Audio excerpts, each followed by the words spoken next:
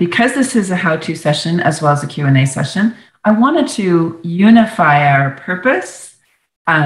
Since this is structure your spiritual life, and whatever spiritual means to you, whatever spiritual life means to you, breathe it in, let it go. Breathe it in again, a little more deeply, and let it go, even if it's a big question mark, even if it's simply the mystery or the presence. And breathe it in one more time and let it just transfuse your being. Let it be really present. But just own yourself as a person who has a right to a spiritual life and has a spiritual life.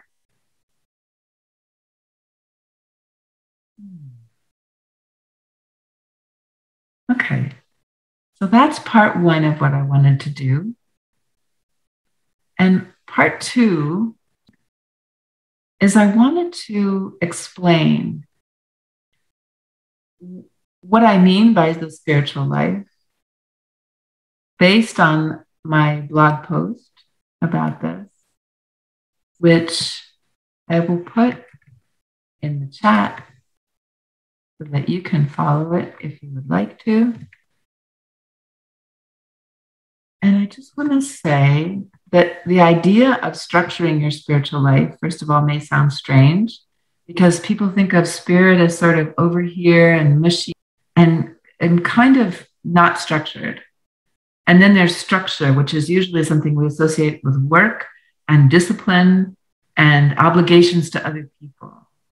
And here I'm bringing them together, and I do feel like we have an obligation to our spiritual selves to honor that self. The other thing I did in the blog post that I want to reference is be very, very open and ecumenical about what a spiritual life is. And I did list some things when I wrote the post. So it can include meditation and prayer and yoga. It can include making art, growing plants, and it can include things like farming and gardening, walking in nature. It can include our calling. And it can also include what I call just sitting, because I feel like just sitting gets a real bad rap in our culture. And that has become a huge part of my practice.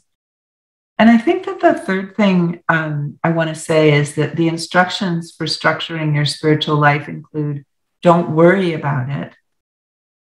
And the second step of structuring it is simply how to think about it. And in that sense, I think you just want to create a container for it.